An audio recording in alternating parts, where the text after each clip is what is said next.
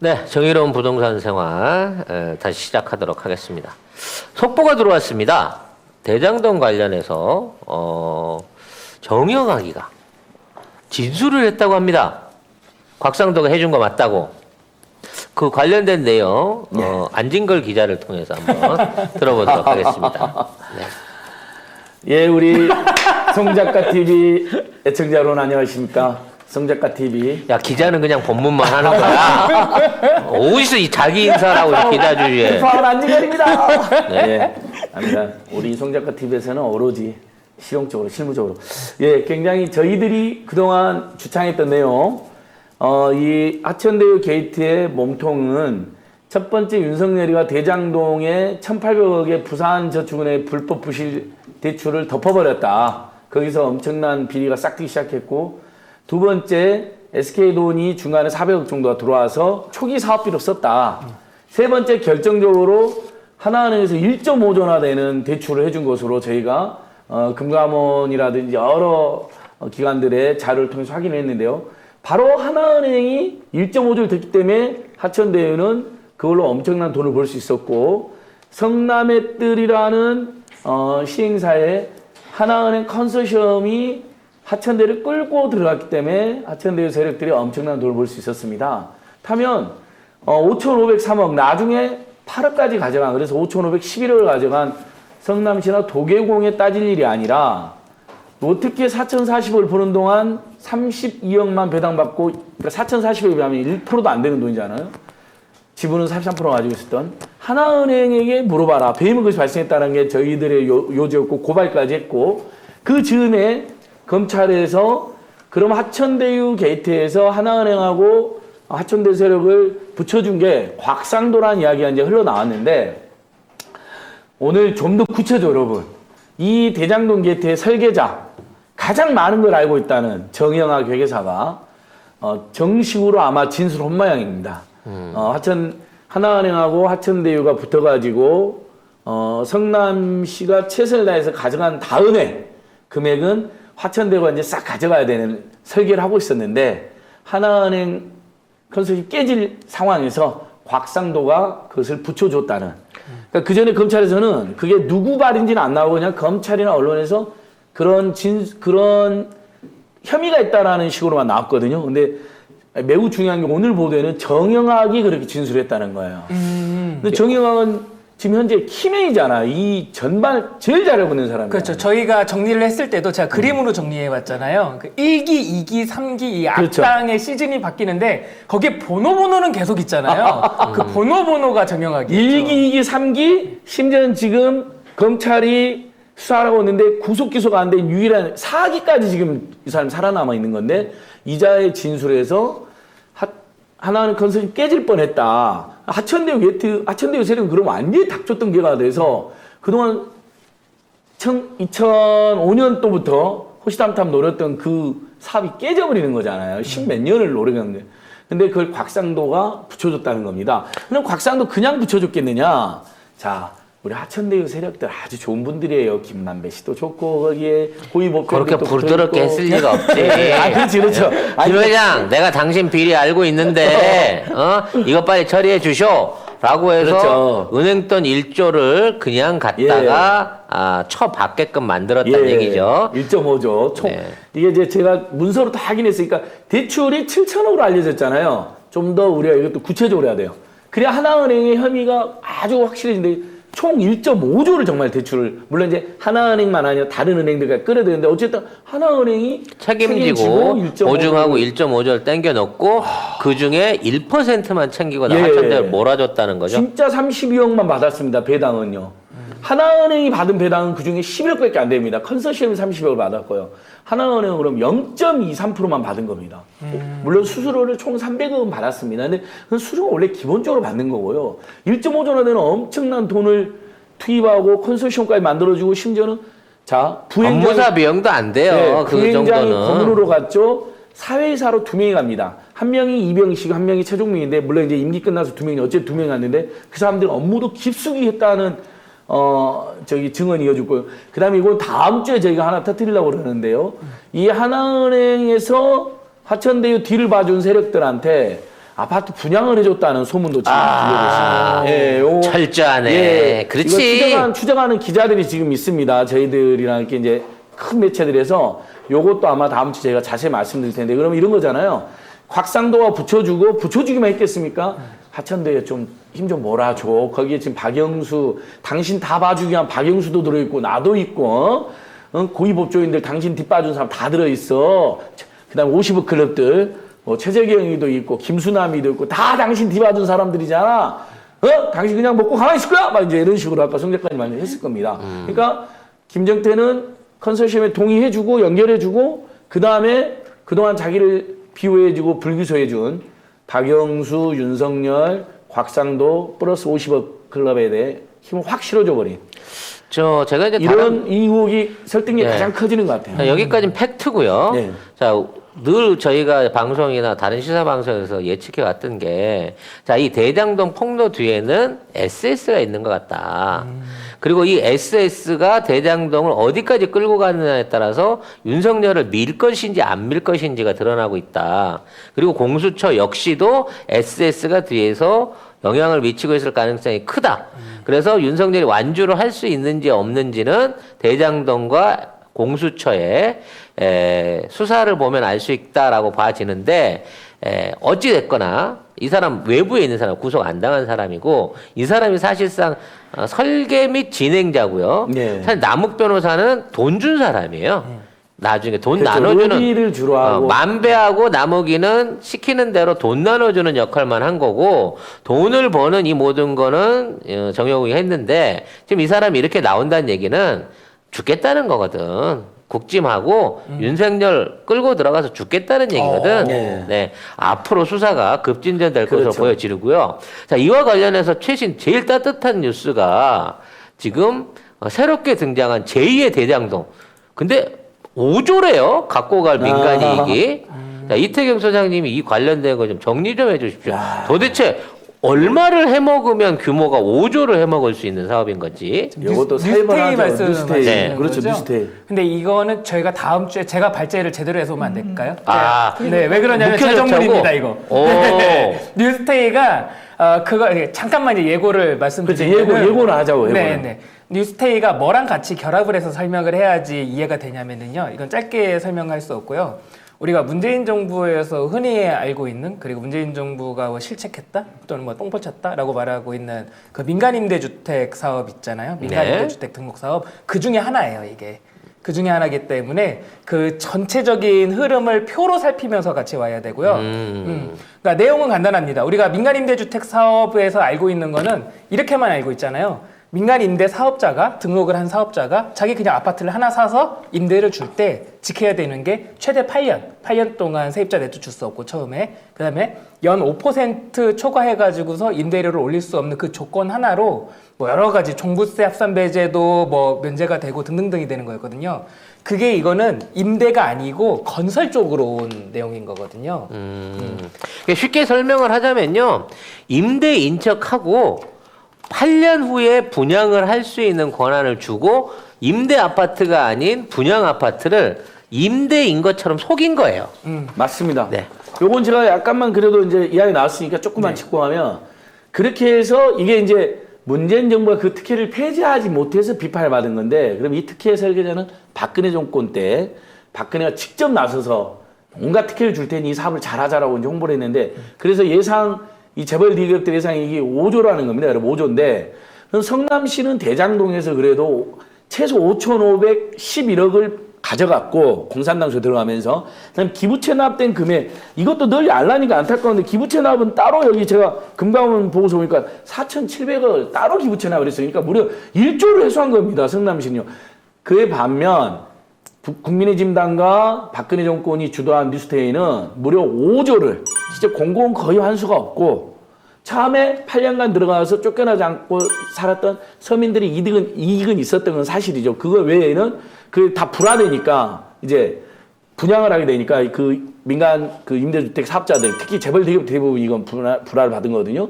그 예상이 5조라는 건데 이익 완수는 거의 없다는 거니까 이건 대장동이랑 비교를 해야 되는 겁니다. 아니 성남시랑 비교하면 성남시가 얼마나 선방했는지가 확연히 드러나는 사례입니다. 그리고 박근혜 정부가 국힘당은 이렇게 재벌 대기업에 엄청난 특혜를 준 것이고요.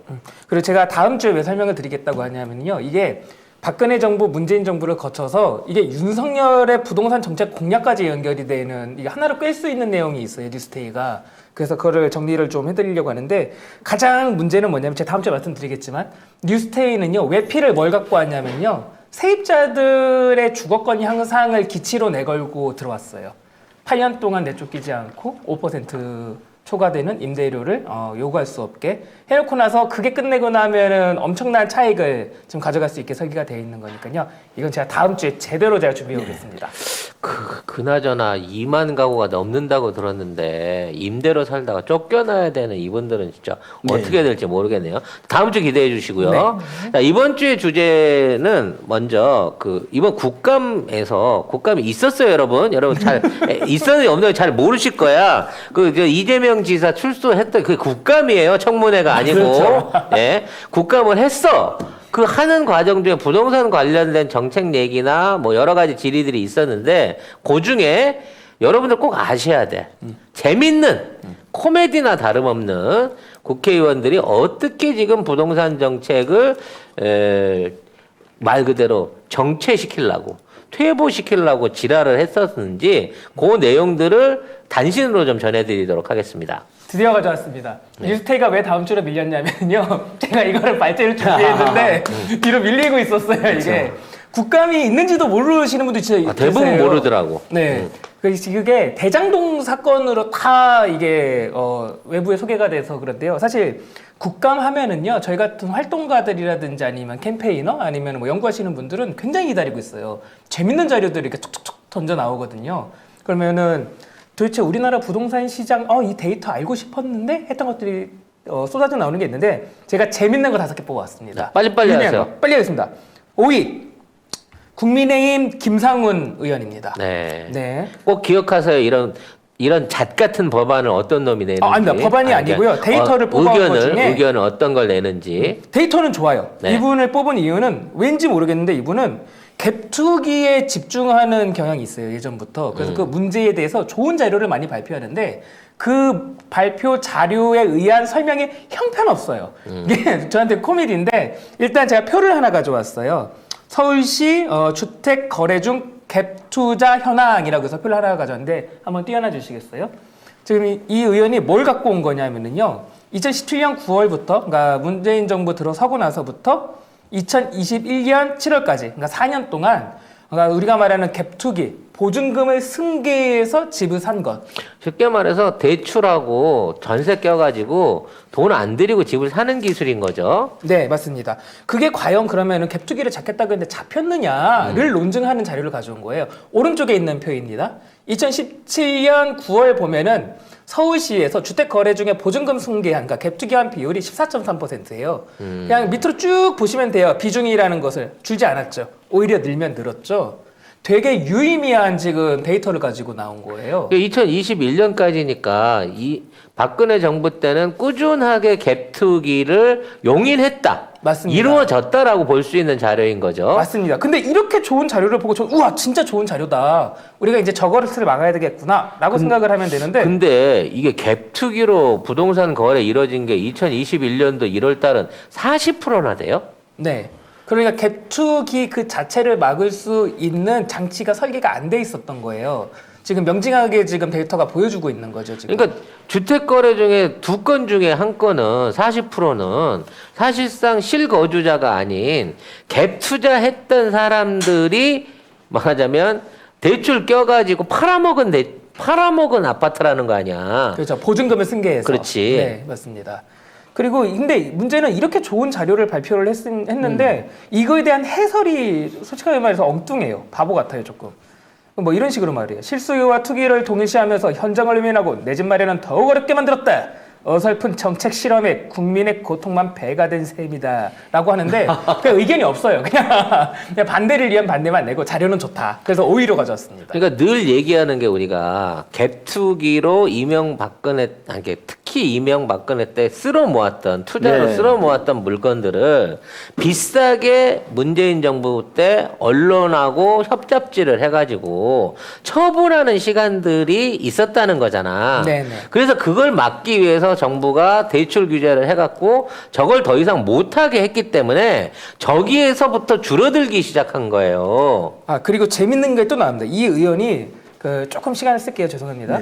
갭 투자에 집중하고 있는 의원이라고 했잖아요. 올해 9월에 또 재밌는 자료를 또 발표한 게 있어요. 이거는 국감이랑 조금 거리가 먼데 제가 그래프 하나 가져온 거 있거든요.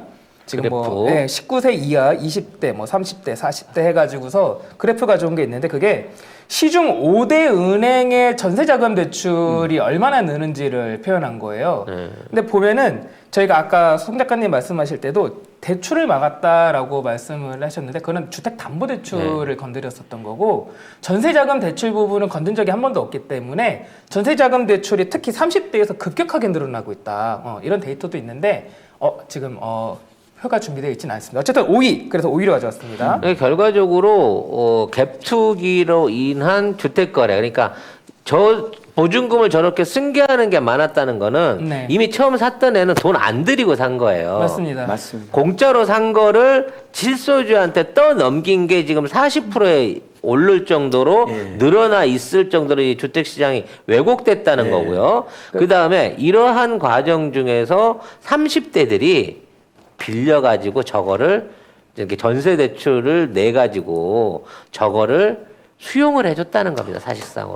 정확합니다. 뒤에 지금 그래프가 나오고요. 그 다음에 사실 4위가 있는데 시간이 없으니까 4위를 땡기고 바로 지금 작가님 말씀하신 게 또 논증되어 있는 데이터가 또 네. 나와요. 이번에. 그럼 바로 3위로 넘어가겠습니다. 3위는 더불어민주당 강준현 의원이에요. 네. 세종시 지역구 강준현 맞습니다. 의원. 예. 강준현 의원. 보도자료 제목은 이거였어요. 주택임대사업자 임대보증 의무화. 이게 올해 8월 18일 이후부터는 임대사업자들이 그러니까 임대보증, 우리가 말하는 전세금 반환 보증, 보험이라고 많이 알고 있죠. 그것에 가입에 의무화되어 있는데 데이터를 한번 뽑아본 거예요. 지난 13개월간 이 개인 임대사업자들이 발급받은 전세 반환 보증의 부채 비율이 대체 얼마 되느냐. 그러니까 집값 대비 도대체 임대사업자들이 지금 전세를 놓고 있는데 집값 대비 보증금을 얼마나 받고 있느냐를 지난 13개월을 쫙 뽑았어요. 결론부터 말씀드리면 충격적입니다. 지금 표가 나와 있는데요. 서울 같은 경우는요. 부채 비율, 집값 대비 70% 이상 보증금을 지금 내고 있는 가구가 77%예요. 77.7%. 그러니까 빚내 가지고 전세를 살고 있는 가구가 77%다라고 이해해야 되는 거죠. 그러니까 빚내서 이제 대부분이 들어오는 건데, 그러니까 전 집주인 입장에서 집값이 100이라고 하면은 집값 대비 보증금이 70%를 넘는 비율이 77.7%. 네. 77.7%. 그러니까 거의 깡통 주택이죠, 저거는. 그러니까 지금. 사는 거나 다름이 없는 가격으로 전세를 살고 있는 거고 맞습니다. 그 안에서도 부채 비율을 90%까지 갖고 있는 사람이 는다는 얘기는 예. 자칫하면 그냥 전세 살던 사람이 안아야 되는 집 비율이 맞습니다. 70%가 서울은 77%가 서울은 그렇다는 거예요. 그러니까 실거래가하고 이게 다른 거야 지금 주택 환경이 느끼는 감이. 이게 우리가 일반적으로 한 전세가 집값의 한 50% 될 거라고 생각하고 들어가서 대부분 사는데 집주인이 에이 전세금 돌려주니 그냥 집 날려 할 수밖에 없는 게 70% 이상이 지금 유지되고 있다는 거 아니에요? 네, 맞습니다. 그리고 제가 설명을 하는 동안 혹시 피디님 가능하시다면은 제가 아까 살펴본 세 개 자료를 한 화면에 한번 띄워놔 주시겠어요? 이 세 개 자료를 한번 결합해서 저희가 이제 무슨 그림이 그려지는지를 시청자분들께 말씀을 드릴게요. 그런 어려운 거 안 돼. 아니요, 가능합니다. 제가 할 수 있습니다. 제가 한번 도전해 보겠습니다. 설명할 수 있으나 화면 통합은 화면 통합이 안 어려울 수도 되는군요. 네. 말로야 말로. 네, 말로 해보겠습니다. 빨리 우리가 후원금을 좀 모아야 된다. 네, 자 지금까지 살펴본 거 머리에 네. 두시고 마지막에 설명한 게 중요한데요. 마지막에 설명한 거는 뭐냐면은 전세금 반환 보증이라고 해서 허그라는 이제 기관에다가 세입자들이 전세금 반환 보증에 가입을 하게 되면은 나중에 집주인이 보증금을 안 주고 그냥 도망을 가거나 하게 되면은요, 그 허그라는 기관에서 세입자한테 먼저 보증금을 돌려주고 그렇죠. 구상권을 도망간 임대인한테 청구를 하게 되는 제도예요. 근데 나는 이 제도가 제일 무서운 게, 네. 자, 보험 들고 믿고 넣었어. 네. 근데 얘가 진짜 나쁜 맘 먹고, 자, 대출 이빠이 있고, 거기에 전세금 안 돌려주고 튀었어. 네. 그럼 이 허그라고 하는 제도 자체가 부실해질 거 아니야. 맞습니다. 지금 이 허그에서 운영하는 지금 전세금 반환 보증이라는 제도가 외피는 세입자들을 위한 제도인데요. 실제로는 집장사들, 저렇게 건물주들이 괜찮아요. 우리 그냥 보증금 100% 가까이 끼고 들어와도 돼요. 왜냐하면 허그 가입하시면 되거든요. 라고 하면서 저렇게 깡통주택을 양산하는 효과도 있다라는 거예요. 난 그게 제일 두렵다는 네. 거지. 네. 그래서 여러 가지로 접근을 할 수 있는데 일단 정리를 통합을 하자면은 아까 저희가 살펴본 것들 보증금을 끼고 갭 투자로 집을 사는 거래는 주지 않았다. 문재인 정부 들어가면서. 네. 그래서 두 번째 살펴본 그래프 기억하시죠? 거기에 들어간 실탄이 전세자금 대출이 들어갔었다. 근데 이렇게 아무리 올라도 사람들이 무서워서 집값에 거의 다다르게까지는 보증금을 내지 못할 텐데 그게 가능하게 하는 기재가 허그의 보증제도가 있다. 네. 여기까지는 일단은 그려볼 수 있어요, 저희. 그러니까 몇 번의 그 서민을 위한 혜택들 또는 이게 다 서민 도와주자고 만든 제도들인데 네. 이게 결국은 높은 집값과 집주인들의 이러한 폭리를 도와주는 입장으로 지금 악용되고 있다는 거 아니에요. 맞습니다. 이 부분 조금 손댈 필요가 있다라는 게 이번 국감에서 나온 자료가 시사하는 바고요. 네, 그것을 소개해드렸고 그리고 2위랑 1위는 무조건 설명을 드린다. 네. 짧게 할게요. 2위는 진짜 짧게 갈게요. 이번에 이건항이십니다. 강준현 의원, 네, 더불어민주당. 세종시. 맞습니다. 아주 간단합니다. 우리들 잘못 알고 있는 거 있죠. 문재인 정부 들어서 수도권 주택 공급 물량 다른 정부보다 형편없이 적었다. 그냥 데이터로 그거 개뻥이다. 라고 네. 논증을 한 자료가 이번에 나왔습니다. 친절하게 연합뉴스에서 그래프를 만들어줬어요. 아주 그냥 보기 쉽죠. 인허가 물량, 착공 물량, 준공 물량을 노무현, 이명박, 박근혜, 문재인 정부 비교한 겁니다.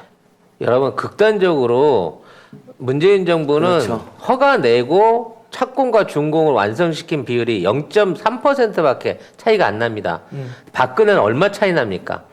거의 절반이에요. 18.9% 허가를 내줬지만 착공에 들어갔는데도 불구하고 완성이 11.1%밖에 안 됐습니다. 이거는 왜 이런 경우가 생길까요? 관리를 잘못한 것도 있겠지만 갭 투자예요.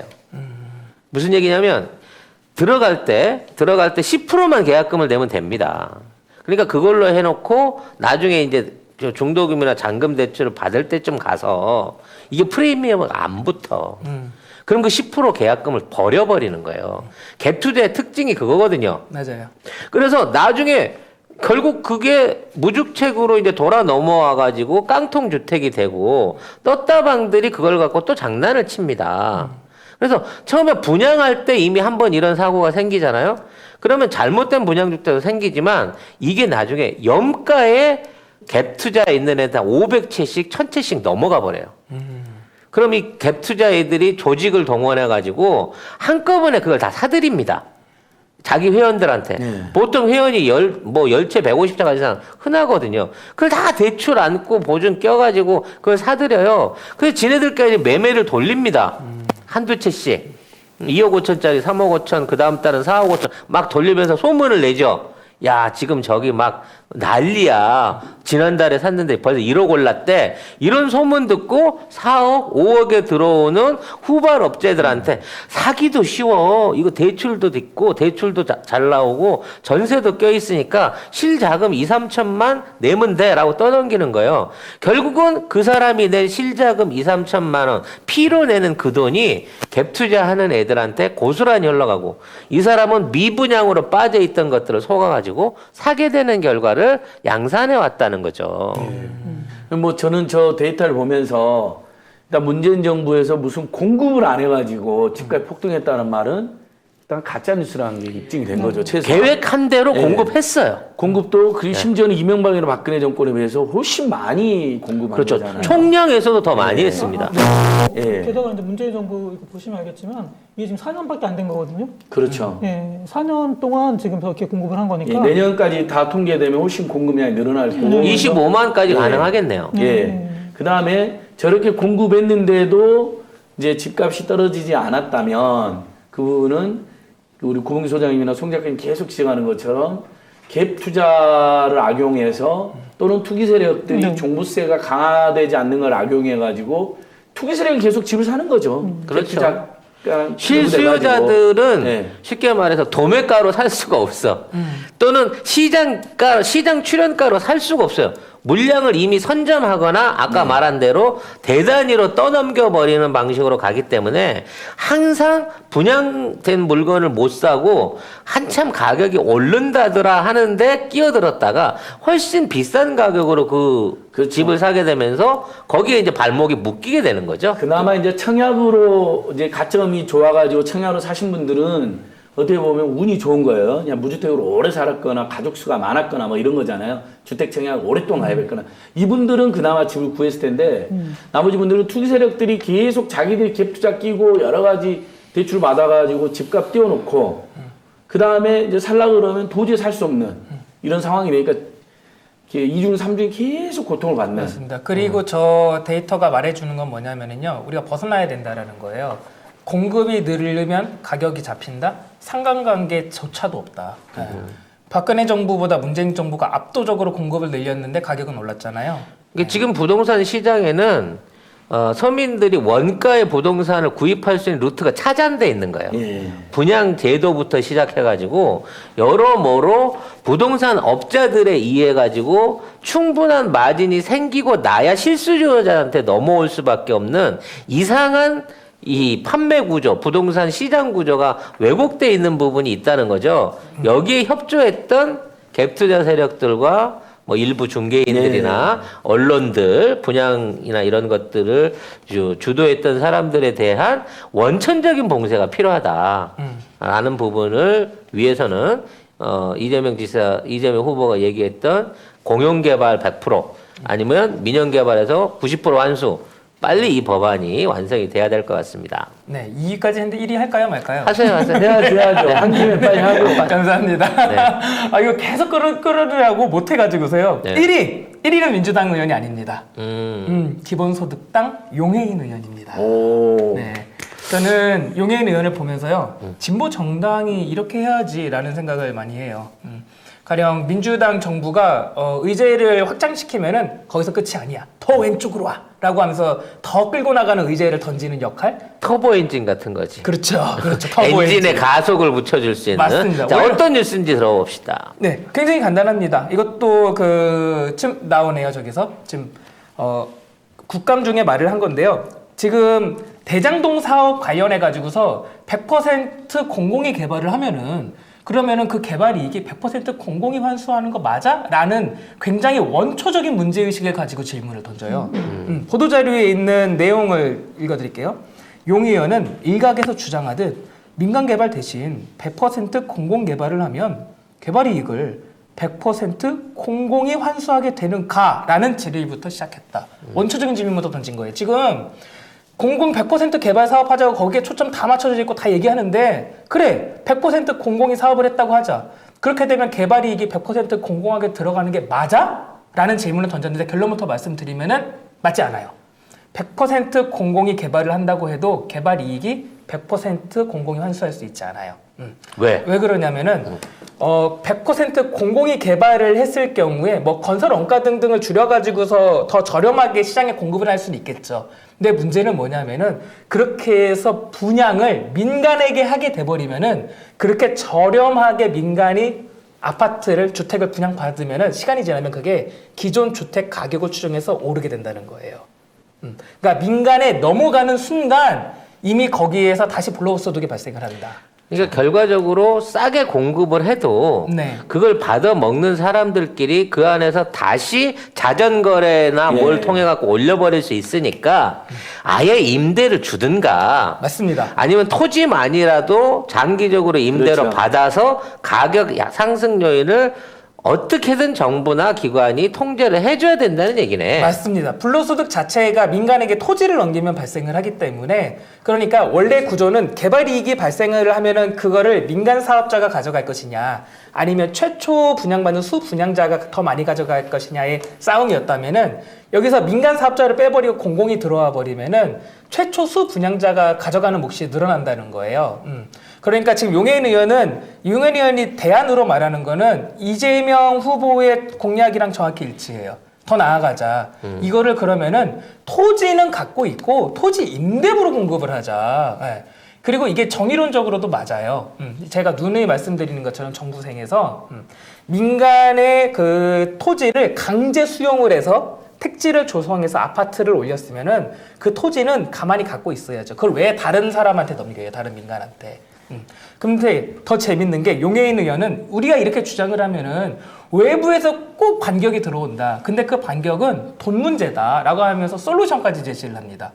그러면은 토지를 민간한테 팔지 않고 공공이 계속 갖고 있고 건축물만 분양을 하거나 토지를 임대를 하게 되면은 비용 조달이 안 될 텐데 비용 조달 어떻게 할 거냐라고 하는데 아주 간단한 개념을 설명을 하는데 이쪽으로 발전시켜야 된다라고 하는데 여러분도 한번 보세요. 여기까지 설명드리고 제 브리핑을 마칠게요. 자, 제 손바닥만한 토지가 있어요. 손바닥만한 토지가 있어요. 수용을 해서 지금 국가가 갖게 된 토지입니다. 그 토지만큼의 채권 원금을 발생시켜요.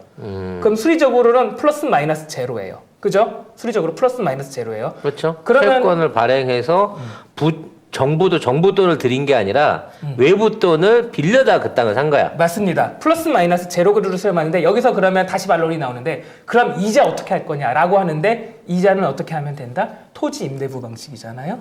그 임대료로 채권 이자를 갚는다. 이런 식으로 개선해 나가야 된다라고 주장을 해서 그리고 1위로 그거를 뽑았습니다. 개인 소유가 아니라 채권 형태로 나눠주니까 네. 기본적으로 내가 땅은 갖고 있어. 근데 구체적으로 어디라고 확정 짓지를 못하니까 네. 팔도 못해 그냥 권리 중에 일부만 주식회사처럼 갖고 있는 거가 되니까 이거를 내가 못 파니까 소유는 하시고 못 파니까 네. 가격이 오를 이유가 없는 거고 급격한 상승을 막을 수 있다 뭐 이런 제안인 거네요. 네. 최소한 그러니까 지금 사실 개발사업에서 이익은 일단 하천대유 같은 시행사들이 1차적으로 가져가고 그다음에는 첫 번째 분양자가 가져가잖아요. 왜냐하면 신축 장세라고 해서 6, 7억에 그러니까 아까 제가 하나은행 간부로 보이는 자들이 하천대유 뒤를 봐준 자들이 지금 아파트 하천대유가 시행한 아파트를 지금 공급받은 걸 우리가 그렇죠. 파악을 했는데 추적하고 있는데 추첨도 안 하고 네. 사전에 신청도 안 했는데 막 받은 거 아니야? 맞습니다. 이씨. 처음에 1순위 청약, 그 다음에 2순위가 보통 추첨을 하는데 당시에 실제 이재명 시장님 설명처럼 미분양도 속출하고 있었던 게 맞아요. 그럼 세 번째 무순위 청약을 하게 되는데 무순위 청약은 보통 그때 이제 투기 세력이 막 뛰어든 게 아니라 1, 2순위 자격 안 된 세력들이 경쟁률이 120대 130대 1까지 치솟는데요. 근데 하나은행 관계자들이 그걸 묘하게도 분양받았다. 다 추첨에 그러니까 성공한 거지. 뇌물이랑 특혜로 준 거고 그 자들은 이제 김정태 장 같은 또 통정해가지고 하천대유 세력에 큰 이익을 몰았을 가능성이 높은데 여기도 보니까 처음에 분양받은 가격은 6, 7억인 가격이었어요. 당시 2019년도면 지금 17억. 벌써 10억 가까이가 뛰어 있어요. 물론 바로 전매 제한은 바로 안 돼요. 의무 거주기간이 있어서 2년인가 거주인가 해야 된다 하더라고요. 그렇다 하더라도 2년 살다가 10억이 더 늘어나요. 근데 참 그러니까 이게 이제 그거는 그걸 지적한 거죠. 첫째 분양자가 개발이익을 가져가는 꼴이 돼버린다. 참 이게 안타까운 게 불로소득을 올릴 수 있는 기반의 틀은 이미 이명박근혜 정부 그 이전 정부부터 유지돼 내려오고 있었어요. 근데 우리나라 경제 규모가 커진 거야.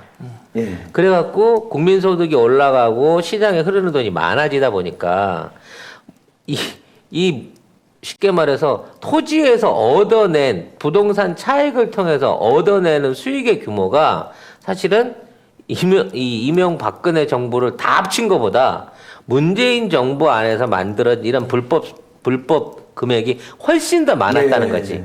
그렇게 그것 때문에 주택 상승률이 높아 보이는 예. 거고 그 고통이 심각한 건데 이 원인이 다 갭 투자를 해갖고 물량을 먼저 선점하고 있는 조직과 시스템에 있었단 말이에요. 근데 그네들은 이미 돈을 뽑아먹은 상태야. 이런 상태에서 우리가 대출을 조이고 집값을 막으면 얘네들이 갖고 갔던 그 어마어마한 천문학적인 그 수익을 환수받을 방법이 없어져요. 이 수익을 환수할 수 있는 법이 안 만들어지면 지금부터 집값이 내린다, 앞으로 집값이 안 오른다고 하더라도 이미 당해버렸기 때문에 이 새끼들한테 여기에 대한 상실감 또는 그로 인한 경제적 격차를 메꾸기가 힘들어질 거라는 거지. 근데 이걸 하자 그러면 이제 막 일제 재산 환수처럼 뭐 이거 말도 안 되냐 전제주의 국가냐 뭐 이런 얘기가 나올 수 있는 부분이 있거든. 하지만 정치적 합의가 되면 가능해요. 왜? 그동안 민간에서 헤쳐먹은 게 1년에 200조고 최소한 그런 식으로 따지면 문재인 정부 때가 1000조 가까운 돈을 해먹었을 건데 그걸 이제 이미 끝난 거니까 냅두고 그냥 용서하고 가자고? 난 그걸로는 양이 안 차. 그것까지도 되찾아올 수 있는 방법을 나는 법제화했으면 하는 게 개인적인 바람인 거예요. 그래야 진정한 부동산 투기를 막고 그로 인한 국민들의 고통을 분담할 수 있는 방법이 아닌가 하는 생각을 해봅니다. 맞습니다. 그래서 일단 지금으로서는 접근할 수 있는 게 시행사들 지금 현재 진행되고 있는 불로소득 화천대유라든지 아직도 진행 중이잖아요. 대장동 아파트 지금도 분양하고 있거든요. 그러니까 일단 그거라도 철저히 환수해야죠.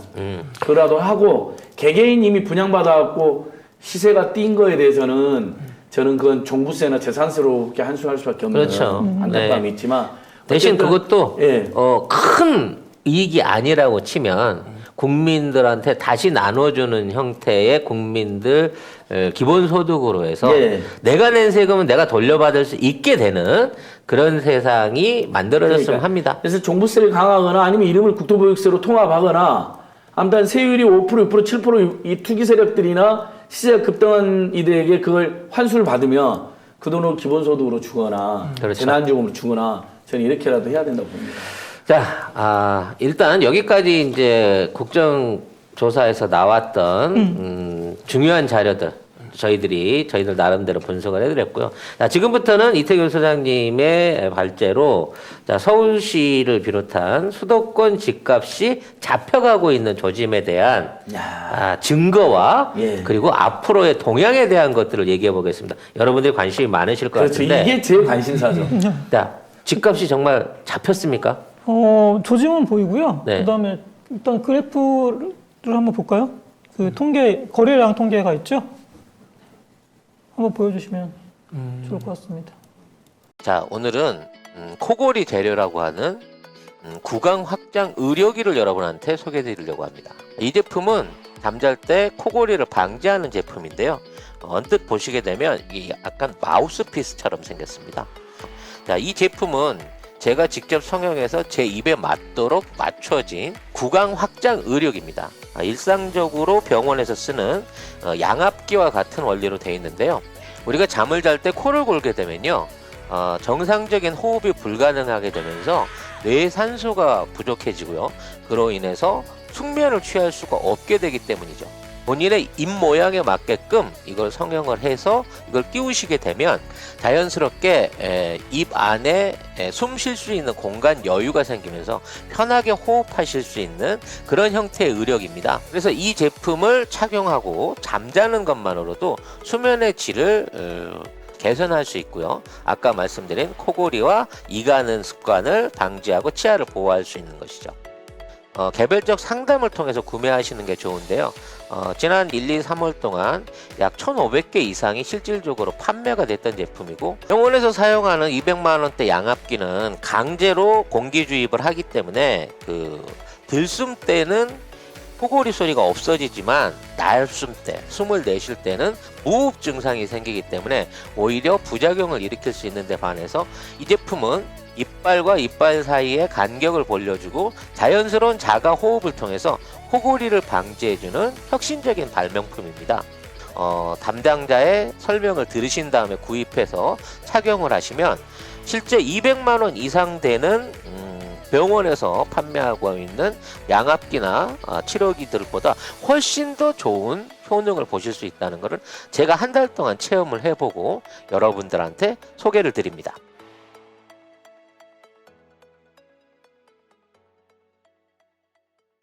확실히 지금 통계 나올 때 거래량이 확실히 확 줄고 있죠. 거래량을 제가 이제 계속 말씀드렸잖아요. 그랬는데 거래량 통계를 한번 보시면 이게 지금 17년 이후에 2017년 이후에 거래가 가장 그 서울 아파트입니다. 서울 아파트의 거래가 가장 얼어붙었던 시절인데요. 18년에 이제 9.13 대책이 나오죠. 9.13 대책이 나오고 그 다음에 18년 10월부터 보시면은 거래량이 7,000건에서 3,000건 예, 뭐 이런 식으로 막 주네요. 토막 났다가 그 다음에 11월에 1,700건으로 줄고 12월 달에 1,500건 막 이렇게 줄지 않습니까? 그래서 그럼 9.13 대책이 어느 정도 효과가 있었다는 거네. 효과가 되게 있었고요. 네. 그 다음에 이제 중요한 게 9.13 대책 보면은 아무튼 종부세를 좀 강화했거든요. 그래서 세금을 강화한 거죠. 그리고 또 중요한 게 금리가 2018년 11월에 0.25%가 오릅니다.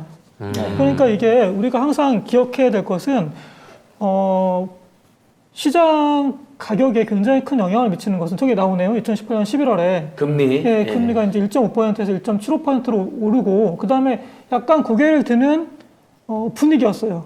그러니까 이제 세금은 강화되고 거기다가 이제 돈줄을 결국엔 죄는 셈이 되니까 그러니까 시장이 굉장히 민감하게 반응을 합니다. 그래서 이제 거래량이 아까 말씀드렸던 것처럼 1,000건대로 급감하는 사실 1,000건대 서울 아파트 거래량이 1,000건대라는 건 정말 보기 힘들거든요. 여러분 이 1,000건 안에 40%는 갭 투자하는 애들이 일반 소유자한테 떠맡긴 거래라는 것도 기억을 하셔야 돼요. 예, 그러니까 실거래 제대로 된 민간 소유자에 대한 거래는 500건 정도 수준으로 떨어졌다고 봐야 되는 겁니다. 사실 저건 거래가 완전히 중단됐다고 봐야 되거든요. 네. 네, 그렇게 되고 그 다음에 저때 지금은 다 기억 못 하시겠지만은 서울에 이제 특별히 랜드마크 아파트들 강남이나 이런 데는 한 25%까지 가격이 급락했었어요, 저때. 네, 그래서 저도 사실은 거래량이 워낙 그때 줄고, 랜드마크 아파트 가격이 꺾이길래, 잡혔다.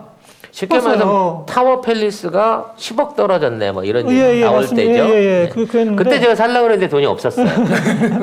근데 이제 이게, 안타깝게도 오래 못 가는 게, 지금 19년 그 1월 이후에 쭉 그래프를 보시면은 다시 올라가네요. 3월부터 4월, 네. 5월 계속 올라가죠.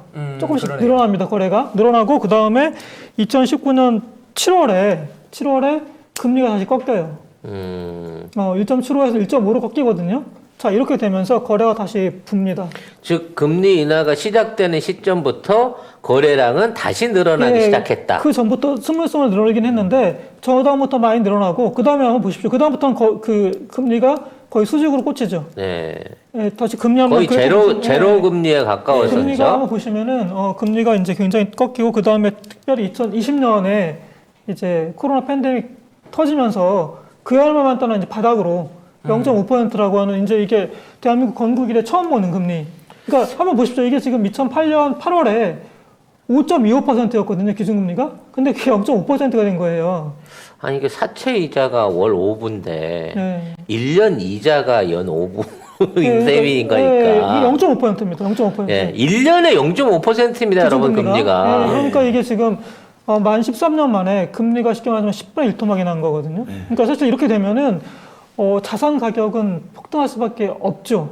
네, 왜냐하면 돈이- 정반대 방향으로 움직이니까. 그러니까 돈은 시중에 엄청 풀리고 그렇게 된 그래서 거고요. 특유 소유든 실소유든 넘쳐나고 9.13 조치로 그나마 줄던 거래량이 네. 자 금리가 낮아졌다 생각하니까 어차피 노는 돈인데 노는 부동산인데 금리로라도 싸게 잡아가지고 어떻게든 이걸 사놓으면 원가 올라가는 것만 해갖고도 나는 차익이네 라는 세력들이 늘어나면서 다시 거래량과 가격이 올라갔다는 거죠. 네, 그래서 근데 이제 재테크적인 논리로 굉장히 단순하게 생각하면 그냥 이런 거죠. 5%를 빌려도 10% 수익 내면은 그렇죠. 5% 남는 네, 거니까 예. 그러니까 그걸 더 쉽게 만들어주는 거죠. 단 1%가 남아도 사람들은 당연히 주택을 살려고 하겠죠. 자, 그리고 이제 보시면은 5월, 8월에 금리가 이제 0.25% 올랐고, 예. 그쵸? 그 다음에 고개를 약간 드는 거죠. 그 다음에 미국이 이제 테이퍼링 중단한다는 얘기도 있고, 테이퍼링 시작한다는 얘기도 있고, 지금 금리가 추세적으로 좀 오를 기미가 보입니다. 자, 그렇게 되고,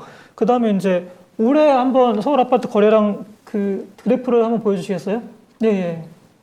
이게 이제 올해 그 통계인데요. 그 작년에 3,000건, 1,000건 하던 게 올해도 꾸준하게 3,000, 4,000건 정도는 유지를 했네요. 예, 했습니다. 하다가 그러다가 보시면은 10월 달부터 9월 달 보세요. 9월 달에 2,600건으로 늘어졌죠. 네. 예, 저게 2017년에 아까 보여드렸던 2018년 하반기부터 2019년 그 상반기까지 그때 거래량이 완전히 그냥 그 동결됐고 암흑기였지 않습니까? 그냥 빙하기였어요. 거래가 안 됐는데 그때 이후에 지금 가장 많이 지금 거래가 준 거거든요. 그래서 9월 달에 2,693건이고 10월 달에 1,548건이에요. 그러니까 물론 10월 달은 아직 그 신고 기간이 끝나진 않았습니다. 31일까지니까 아마도 10월 달 거래량은 9월 달하고 얼추 비슷하게 나올 것 같아요. 근데 이제 지금 분명한 것은 거래량 자체가 아까 말씀드렸던 것처럼 1월에 비하면 반 가까이, 반 이상 줄었다는 거죠? 그 다음에 올해 들어서 거래량 자체는 지금 거의 5,000대 이하예요. 그러니까 이제 단지별로 신고가 얘기를 하지만 거래는 지금 거의 안 되고 있다. 사실 제가 말씀드렸잖아요. 거래가 이렇게 안 되는 상황에서 가격이 튄다라고 하는 거는 대세 하락의 초입일 가능성이 매우 높다라는 말씀을 드렸죠. 결국 갭 투자하는 애들 입장에서도 마지막 호구를 찾고 있는 거예요, 지금. 맞습니다. 예. 지금 사면 호구 되는 겁니다. 맞습니다. 아니, 그래서 지금 중간에 제가 이제 바로 이제 아파트 어떻게 팔려나 얼른 찾아봤거든요. 지방에서 한 달 만에 8천만 원이 떨어지고 송파구 헬리오시티 1억 2천 떨어지고 강북의 아파트 7천만 원 떨어지니까 방금 송 작가님 말씀하신 것처럼 요걸 못 기다리고 지난달 산 사람들 있잖아요. 네. 호구 잡혀버린 거예요. 소위 상투자 받다 상투 잡힌 거예요. 그래서 본인이 지금 본인들이 벌써 네. 매물이 지금 서울에 13만 건이 쌓여 있대요. 벌써 이렇게 쭉 쌓여 거래는 안 되고 매물이 쌓이는 거죠. 13만 건. 예, 그러니까 기다렸어야 되는 건데 그냥 사신 거예요. 또 그 갭투자 때 빨리 이제 팔라고 막 어떻게든 했겠죠. 조금 뭐 매물 가격 좀 인하해가지고 유혹했겠죠. 근데 한 달 지났더니 또 5천만 원 막 안팎 막 떨어지는 거야. 여러분 이건 사실 지금 집 사면 안 되는 거죠. 근데 차마 집 사지 마라 말 우리 함부로 못 하니까. 여러분 사실 이거는 그 일종의 그 덧셈 뺄셈 같은 건데 아까 우리가 이제 구소장님께서 공급량 보여드렸잖아요.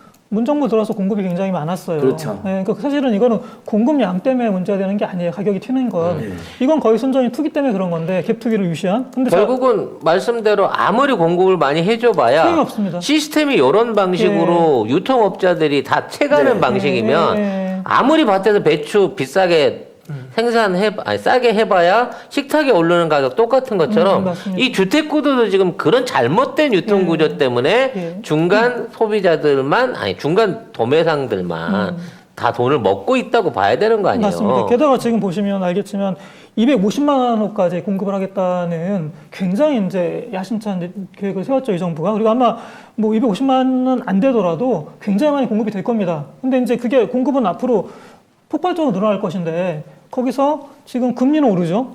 거기다 이제 종부세 같은 경우 이제 좀 있으면 안 소장님이 소개해드리겠지만 종부세가 이제 경험해보지 못한 종부세 폭탄을 맞을 거예요. 그러니까 지금 이게 작년에 4조 2천억 냈거든요. 근데 올해는 더 올라간단 말이에요. 그러니까 계속 올라간단 말이에요. 근데 이제 이런 상황에서 한번 생각해 보십시오. 공급은 폭발적으로 늘어나요. 근데 금리는 올라가요. 그 돈값이 비싸진다는 거 아닙니까? 그러니까 대출을 받아서 사는 게 어려워지는 거예요. 그런데 세금은 늘어나요. 아니 그러면 이게 가격이 떨어지는 게 정한이치 아니겠습니까? 그러니까 이건 되게 자명하다는 말씀을 드리고 싶고요. 그래서 자, 근데 이렇게 가격이 떨어질 건 분명한데 네. 자, 저는 지금에 있는 사람들 생각을 하는 거예요. 자, 나도 지금 월세를 살고 있지만 가격이 떨어진다 그러면 사볼 요량은 있어.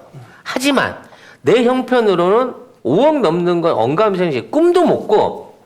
그러니까 대부분에 있는 임대 사업자가 갖고 있는 자산으로 자, 앞으로 가격이 오르지 않을 거고 대출도 안 해주기 때문에 그냥 내가 저거 사면 저 가격으로 평생 살아야 되는 집을 구매할 수 있는 수요층이 안 나타나면 250만 가구를 공급하면 뭐하죠?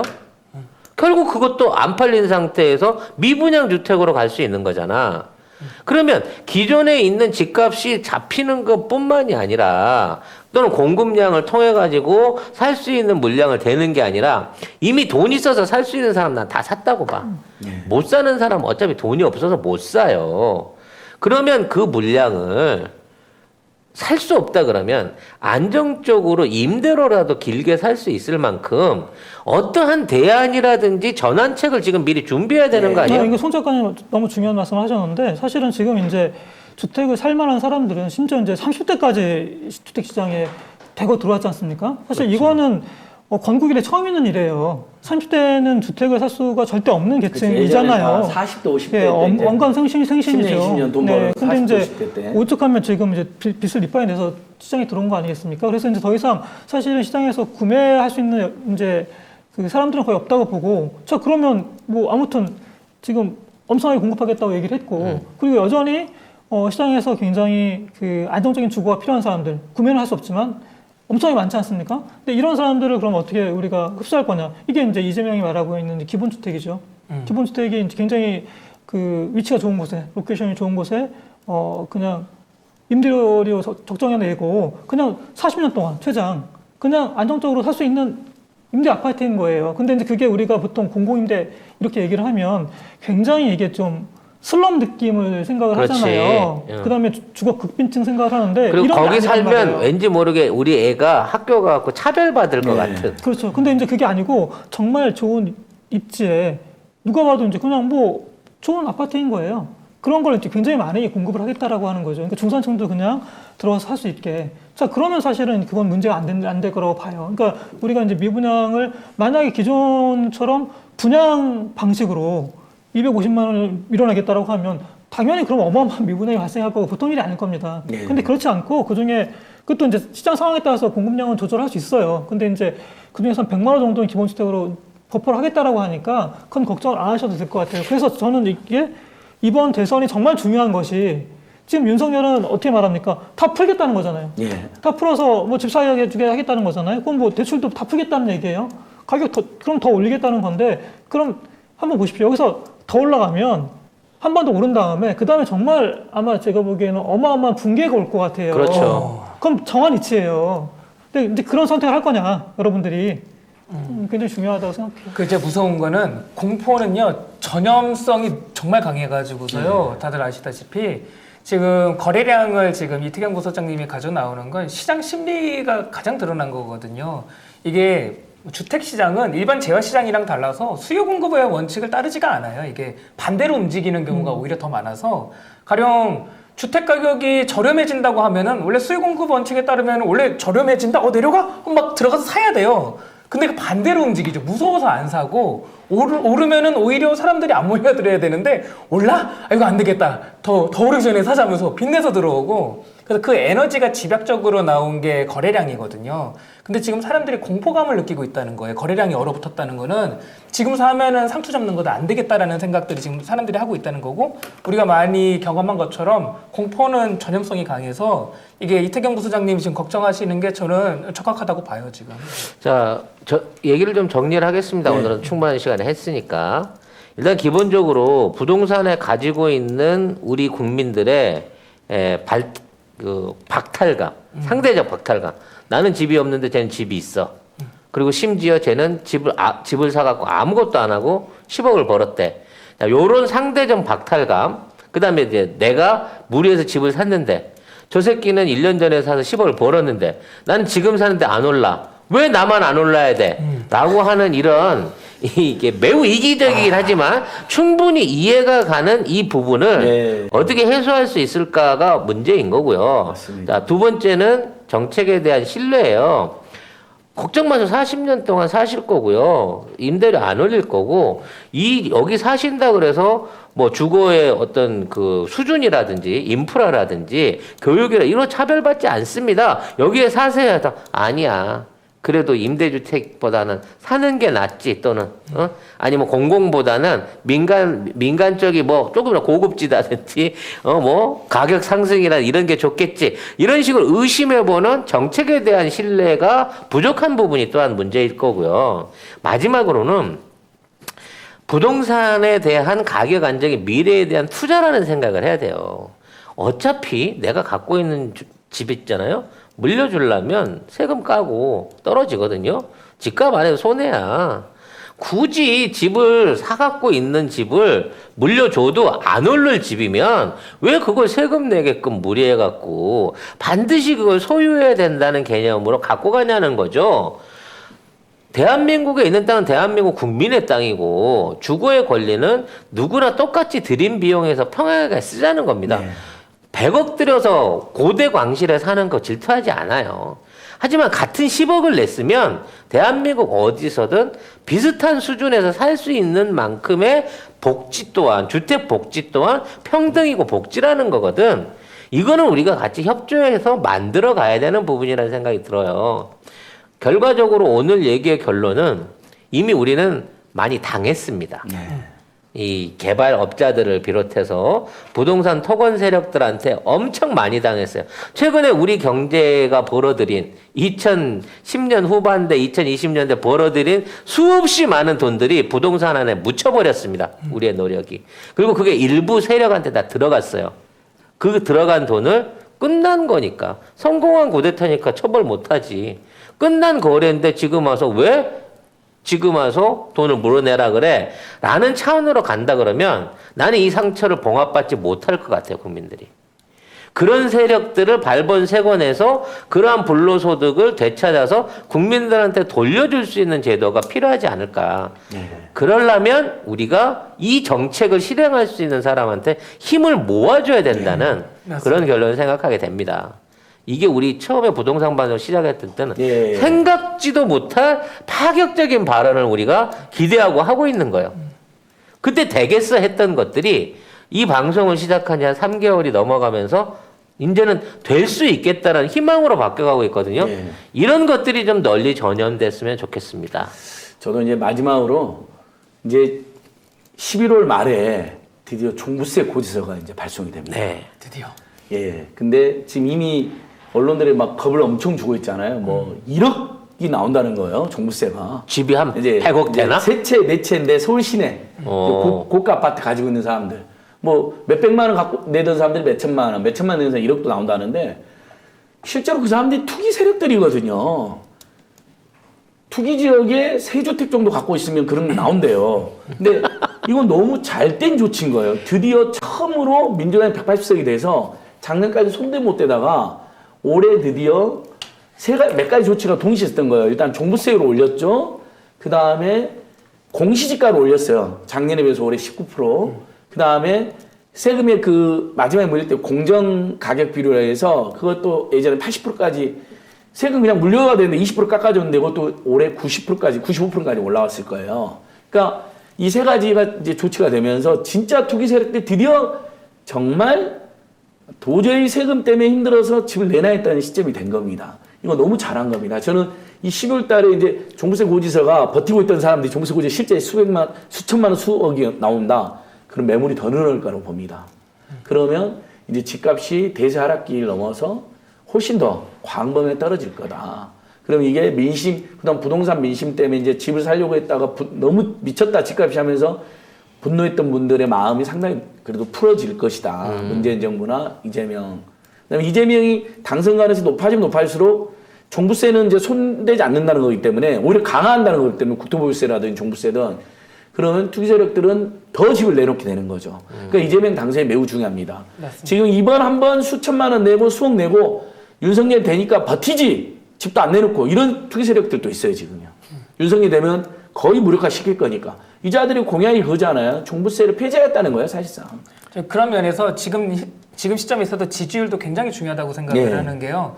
사실 이재명 후보 메시지가 강력하게 나오다가 지금 주춤하는 측면도 있어요. 지금 이번에 그 야당 컨벤션 효과 나오면서 지지율이 좀 꺾이는 걸 보면서 그래서 여러분들 무조건 저희 정권 연장을 위해서 다 설득을 해서 지지율도 좀 끌어올려야 됩니다, 진짜. 그러니까 특히 무주택 서민들 45%의 서민들에게는 다 뭉쳐야 됩니다. 진짜. 그다음에 일가구 1주택 시세 차익 목적 없는 일가구 1주택까지는 우리 편은 무조건 끌어다녀. 맞습니다. 일가구 1주택 입장에서는 지금 집값이 떨어지면 재산세가 줄어들고 종부세에서 미편입되니까 제외되니까 좋아요. 어차피 살라고 들어간 사람들이거든, 이 사람들은. 그렇지. 내가 네. 내 집이 5억인데 20억 돼서 강제로 팔고 나오는 것보다는 그럼요. 5억인 채로 내 마음대로 살고 이 5억짜리 집 팔아서 다른 데 가서 또 5억으로 집 살 수 있는 나라가 잘만 더 살면 행복한 되잖아요. 나라 아니에요? 네. 근데 제가 괜히 걱정하는 세금 왜 거는 몇백만 원, 몇천만 원 걱정하면서 사냐고요. 우리 리더가 우리가 원하는 대로 메시지를 계속 내주고 가려면은 리더가 우리가 원하는 메시지를 냈을 때 계속 잘한다 해서 밀어줘야 되는데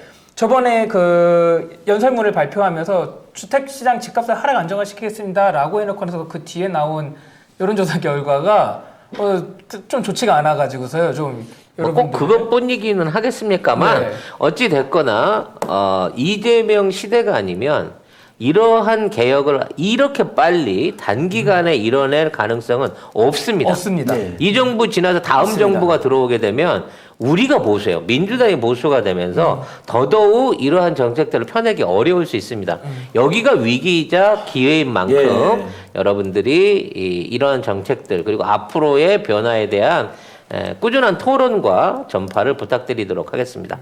자, 오늘 방송도 여기서 잘 마무리했습니다. 다음 주에도 찾아주시기 바라겠습니다. 여러분, 감사합니다. 감사합니다. 고맙습니다. 감사합니다. 다음 주 뉴스테이 가져올게요. 뉴스테이.